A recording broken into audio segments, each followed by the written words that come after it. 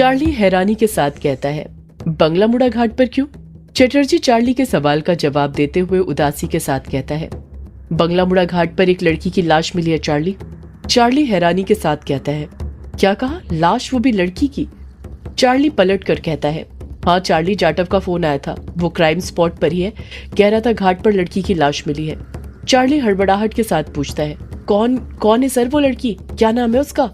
चटर्जी चिढ़ते हुए कहता है, मुझे क्या पता चार्ली, अब वो तो वहां पर पहुंचकर ही पता चलेगा कि वो लड़की कौन थी और वहां पर क्या कर रही थी। तुम जल्दी चलो। चार्ली हिचकिचाते हुए कहता है, फिर युग का क्या चटर्जी सर, उसके पास नहीं जाना? चटर्जी जवाब देता है, युग से तो बाद में निपट लेंगे चार्ली, वो थोड़ी कहीं जा रहा है, अभी ये लड़की का केस ज्यादा इम्पोर्टेंट है। इतना कहकर चटर्जी पुलिस स्टेशन से बाहर निकल जाता है। चार्ली भी उसके पीछे पीछे बाहर निकल जाता है। इस तरफ बंगला मुड़ा घाट पर भीड़ जमा हो गई थी, बैरिकेड्स लगे हुए थे। वहीं पर 7-8 पुलिस वाले थे जो भीड़ को कंट्रोल करने का काम कर रहे थे, उन्हें आगे बढ़ने से रोक रहे थे। कुछ फोटोग्राफर थे जो क्राइम एरिया की अलग अलग एंगल से फोटो खींच रहे थे।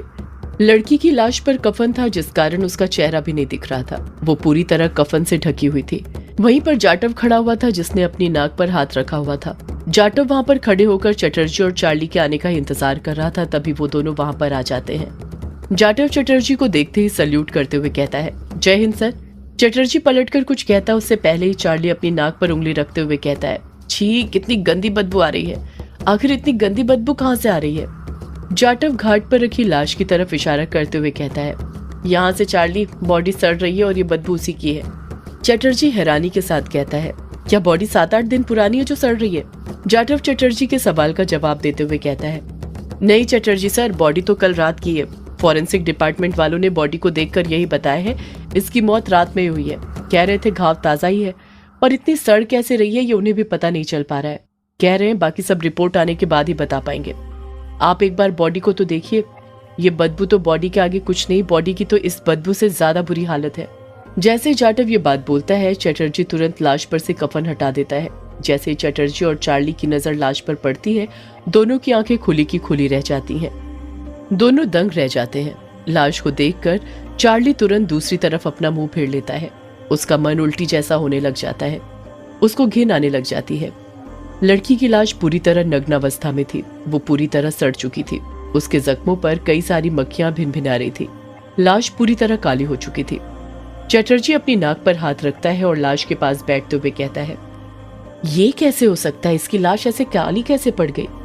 जाटव कहता है, वही तो चटर्जी सर, मेरी समझ में नहीं आ रहा है कि आखिर लाश के साथ हुआ क्या है। मैंने आज तक अपने पूरे करियर में ऐसी लाश कभी नहीं देखी। मैंने क्या, फॉरेंसिक डिपार्टमेंट वाले भी, उनके भी समझ में नहीं आ रहा था कि लाश के साथ क्या किया गया है। जाटव अपनी उंगली से लाश की तरफ इशारा करते हुए कहता है, ये जख्म देखिए इसके जरा सर। फॉरेंसिक डिपार्टमेंट वाले कह रहे थे, ऐसा लगता है जैसे किसी ने इसे मारने से पहले इसके साथ रेप किया है। ये खरोच के निशान उसी के हैं। जाटव के कहने पर चटर्जी उन जख्मों को गौर से देखने लग जाता है।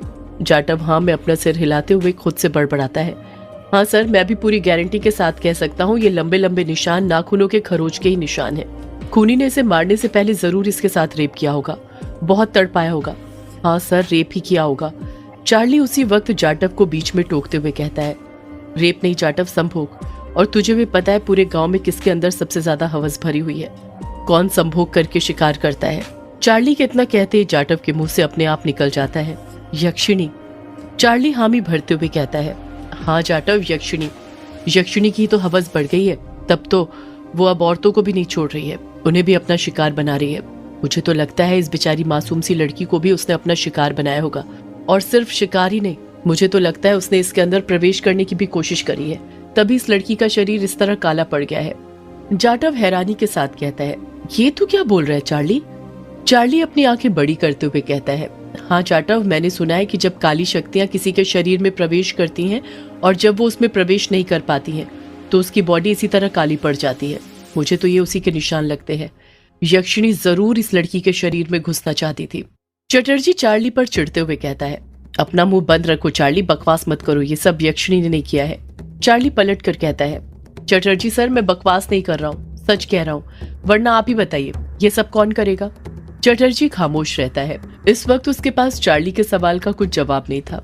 जाटव चार्ली का साथ देते हुए कहता है, हाँ चटर्जी सर, मुझे भी चार्ली की बातें बिल्कुल सही लगती हैं। ये सब उसी यक्षिणी ने किया है, इसके पीछे उसी का हाथ है, वरना आप तो उस सुदेश पर शक कर रहे थे कि जितनी भी लड़कियों के शिकार हुए हैं उसी ने किए हैं, पर वो तो हवालात में बंद है। फिर आप ही बताइए, ये सब खून किसने किए हैं? चटर्जी कहता है, चलो चार्ली, तुम दोनों की बात मैं एक बार के लिए मान भी लूं, पर यक्षिणी तो अमावस्या और पूर्णिमा पर शिकार करती थी ना। फिर कल तो ना अमावस्या थी ना पूर्णिमा, फिर ना ही अष्टमी, पर फिर उसने कल एकदम अचानक से शिकार कैसे कर लिया? चटर्जी तुरंत बोल पड़ता है, हवस चटर्जी सर, हवस सब कुछ करवा सकती है। हवस में तो इंसान किसी भी हद तक गिर जाता है। फिर वो तो यक्षिणी है, यक्षिणी, एक अभिशापित यक्षिणी जिसने उसे डायन बना दिया। हो सकता है कि वो अमावस्या और पूर्णिमा पर शिकार करने के लिए निकली हो, पर उसे कोई शिकार ही नहीं मिला हो, और कल रात जैसे ही उसके इलाके में कोई आया उसने उसे अपना शिकार बना लिया। और देखिए, ये इसकी लाश भी हमें निर्वस्त्र घाट पर ही मिली है, और ये सबूत है कि इसका शिकार यक्षिणी नहीं किया है, क्योंकि यक्षिणी ही इस तरह निर्वस्त्र करके घाट पर शिकार करती है। चटर्जी अपना शातिर दिमाग दौड़ाते हुए कहता है, होने के लिए तो फिर ये भी हो सकता है ना चार्ली कि कोई हमें मजबूर कर रहा है कि हम इस चीज पर विश्वास कर लें कि शिकार यक्षिणी कर रही है, ताकि हम सुदेश को छोड़ दें, सुदेश पर से हमारा सारा शक हट जाए। चटर्जी जाटव की तरफ देखते हुए कहता है, क्यों जाटव, मैं सही बोल रहा हूँ ना? जाटव घबराते हुए हड़बड़ाहट के साथ कहता है, हाँ सर, आप सही बोल रहे हैं, ऐसा हो सकता है। चटर्जी चार्ली और जाटव दोनों को समझाते हुए कहता है, इसलिए तुम दोनों हवा में तीर चलाना बंद करो। बिना इन्वेस्टिगेशन के हम किसी नतीजे पर नहीं निकल सकते हैं। इन्वेस्टिगेशन शुरू कर दो। जाटव, कुछ पता चला ये लड़की कौन थी? जाटव चटर्जी के सवाल का जवाब देते हुए कहता है, सर, पता किया है मैंने, गांव में इस लड़की को कोई नहीं जानता है। जितना मुझे लगता है ये गांव की नहीं है, बाहर से आई हुई ही लगती है। जाटव कुछ याद करते हुए कहता है, हाँ सर, एक और बात, इसका बैग मिला था जिस पर इसका नाम लिखा था, मोनिका नाम है इसका। चटर्जी कहता है, बैग कहाँ पर मिला था जाटव? यहीं घाट पर? जाटव हड़बड़ाहट के साथ कहता है, नहीं सर, घाट पर नहीं, जंगल में। चटर्जी हैरानी के साथ कहता है, क्या कहा, जंगल में? जाटव हामी भरते हुए कहता है, हाँ सर, जंगल में। चटर्जी कुछ सोचते हुए कहता है, बैग जंगल में मिला और लाश यहाँ पर, ये बात कुछ हजम नहीं हो रही है। इतना कहकर चटर्जी अपने आसपास देखने लग जाता है। उसके एक्सप्रेशन से साफ समझ आ रहा था कि वो कुछ ढूंढ रहा था। चार्ली से रहा नहीं जाता और वो तुरंत चटर्जी से पूछ बैठता है, चटर्जी सर, आप कुछ ढूंढ रहे हैं? चटर्जी चार्ली के सवाल का जवाब देते हुए कहता है, हाँ चार्ली, कपड़े, मोनिका के कपड़े ढूंढ रहा हूँ। जाटव, क्या तुम्हें मोनिका के कपड़े मिले? जाटव ना में अपना सिर हिलाते हुए कहता है, नहीं सर, अभी तक तो नहीं मिले। चटर्जी खुद से बड़बड़ाता है, लाश मिली, बैग मिला, लेकिन कपड़े नहीं मिले। फिर आखिर कपड़े कहाँ गए? अगर मान ले मोनिका बाहर से आ रही थी तो अब वो इस हालत में तो आ नहीं सकती, उसने कपड़े तो जरूर पहने होंगे। चटर्जी सोच में डूब जाता है और सोचते हुए अपने आसपास देखने लग जाता है। चटर्जी अपने आसपास देख ही रहा था कि तभी उसे घाट पर ही किसी को घसीटने के निशान मिलते हैं जो रेत पर छप गए थे। रात में बारिश हुई थी जिस वजह से रेत गीली थी और वो निशान साफ दिख रहे थे। चटर्जी जाटव से रेत पर बने निशानों की तरफ इशारा करते हुए कहता है, जाटव, तुमने इन निशानों का पीछा किया कि ये कहाँ तक गए हैं? जाटव जवाब देता है, नहीं सर, नहीं किया। वो क्या है ना, मुझे भी ज्यादा वक्त नहीं हुआ है यहाँ पर आए हुए। मैं फॉरेंसिक डिपार्टमेंट वालों के साथ था, उनसे बात कर रहा था तो मेरा इन निशानों पर ध्यान ही नहीं गया। चटर्जी को जाटव पर गुस्सा तो आता है पर वो कुछ कहता नहीं है। चार्ली की तरफ देखते हुए कहता है, चलो चार्ली, जल्दी। चार्ली मुंह बनाते हुए पूछता है, अब कहाँ चलना है चटर्जी सर? चटर्जी जवाब देता है, इन निशानों के पीछे। अब यही है जो हमें खूनी तक ले जा सकते हैं। जरा देखो तो ये घसीटने के निशान कहाँ से शुरू हो रहे हैं। जाटव, तुम एक काम करो, लाश को पोस्टमार्टम के लिए भेजो और मोनिका के बारे में और पता करने की कोशिश करो। वो बाहर से आ रही है तो गांव में किसी न किसी से तो मिलने आ ही रही होगी ना? जाटव हामी भरते हुए कहता है, बिल्कुल सर, वो किसी न किसी से मिलने तो जरूर आ रही होगी, मैं पता करता हूँ। चटर्जी चार्ली और 4 पुलिस वालों को अपने साथ और रखता है और घाट पर बने निशानों का पीछा करने लग जाता है। कुछ देर बाद चटर्जी और उसके साथी उसी घसीटने के निशान का काफी देर से पीछा कर रहे थे। जैसे जैसे चटर्जी आगे कदम बढ़ाते जा रहा था, उसके अंदर का उत्साह बढ़ते जा रहा था, तो वहीं दूसरी तरफ चार्ली और उसके साथियों की सांसें थमती जा रही थी।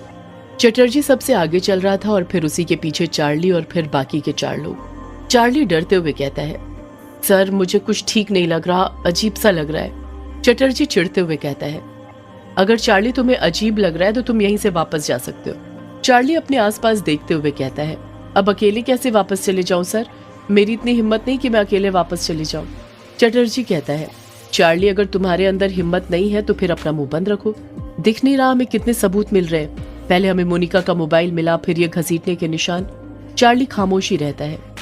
चटर्जी आगे कहता है, चार्ली चुपचाप निशानों का पीछा करते रहो, हम गुनहगारों की तरफ ही अपने कदम बढ़ा रहे हैं। चार्ली डरते हुए कहता है, गुनहगारों की तरफ नहीं चटर्जी सर, हम अपनी मौत की तरफ कदम बढ़ा रहे हैं, जरा आप सामने देखिए।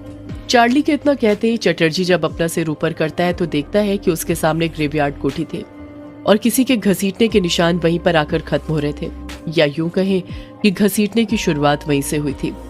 ग्रेवयार्ड कोठी का दरवाजा खुला हुआ था। चटर्जी अपने चेहरे पर मुस्कान लाते हुए कहता है, चार्ली हम अपनी मौत की तरफ नहीं बल्कि गुनहगारों की मौत की तरफ अपने कदम बढ़ा रहे हैं। ये कोठी तो युग की है ना, वही अपने दोस्तों के साथ यहाँ पर रहता है ना।